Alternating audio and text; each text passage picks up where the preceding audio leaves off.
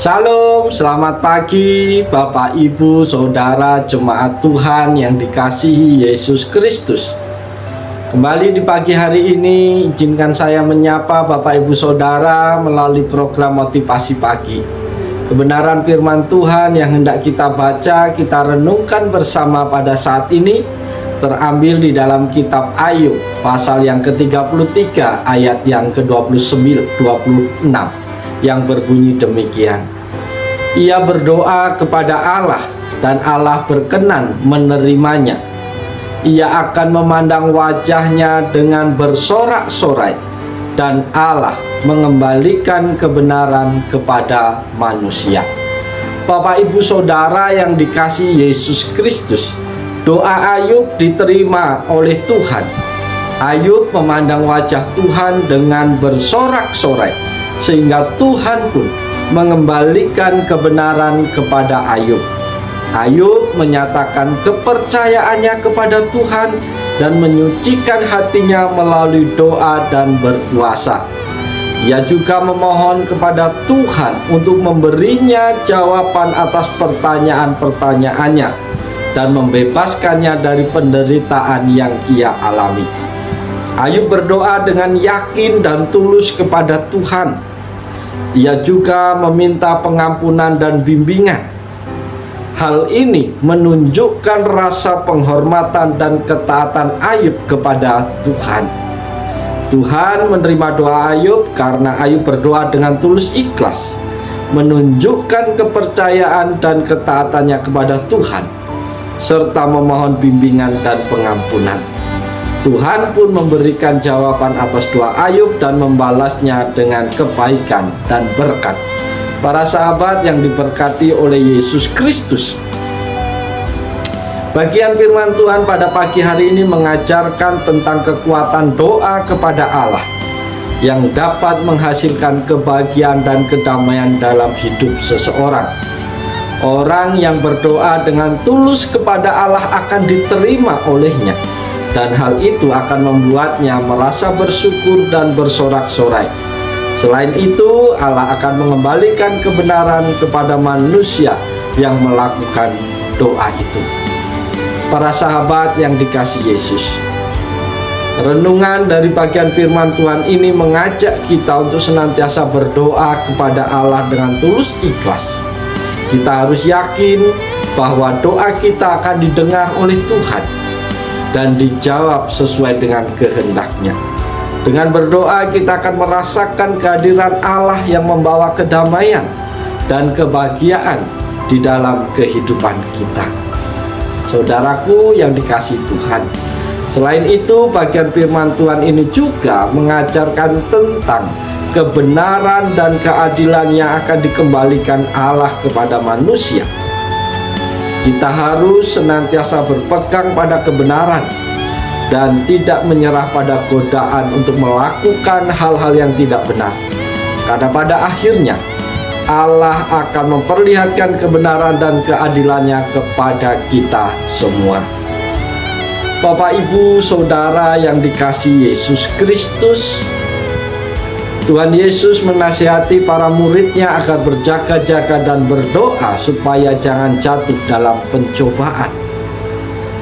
Doa adalah sarana yang sangat penting untuk bisa hidup taat seperti Yesus Kristus. Tanpa kehidupan doa yang baik, kita tidak mungkin bisa hidup berkenan kepada Allah. Iblis akan terus berupaya menggoda dan menjauhkan kita dari Tuhan. Bila kita tidak waspada, godaan kenikmatan dunia bisa menjatuhkan iman kita. Kehidupan doa yang baik bukanlah doa yang dilakukan sesekali-sekali, melainkan kebiasaan seumur hidup. Doa harus dianggap seperti napas bagi kerohanian kita. Doa mengungkapkan kebergantungan kita kepada Allah. Sering terjadi bahwa Allah menguatkan dan menghibur kita pada saat kita berdoa. Para sahabat yang dikasihi Tuhan Yesus Kristus, saat Tuhan Yesus berdoa, seorang malaikat menampakkan diri kepadanya dan memberi kekuatan. Seharusnya makin berat kesulitan yang kita hadapi, makin sering dan makin serius kita berdoa. Saat Tuhan Yesus sangat ketakutan menghadapi penderitaan yang akan dia alami di atas kayu salib, ia makin bersungguh-sungguh berdoa sampai peluhnya menjadi seperti titik-titik darah yang bertetesan di tanah. Apapun masalah atau kesusahan yang saat ini kita rasakan, kita hadapi, berdoalah dengan sungguh-sungguh. Allah akan menguatkan dan menolong kita. Oleh karena itu, mari kita terus berdoa kepada Allah dan memegang teguh pada kebenaran serta keadilannya dalam kehidupan sehari-hari. Dengan begitu, kita akan merasakan kedamaian dan kebahagiaan yang hanya bisa diberikan oleh Allah sendiri. Para sahabat yang dikasihi Tuhan, firman Tuhan pada pagi hari ini telah mengingatkan kita betapa pentingnya doa di dalam hidup kita. Tanpa doa kita tidak akan mampu menjalani kehidupan kita hari lepas hari. Dengan berdoa kita mengakui kelemahan kita, ketidakberdayaan kita, dan kita harus bergantung sepenuhnya kepada Tuhan. Dengan berdoa kita bisa berkeluh kesah kepada Tuhan. Dengan berdoa kita bisa berkomunikasi, mengungkapkan semua pergumulan dan beban kita.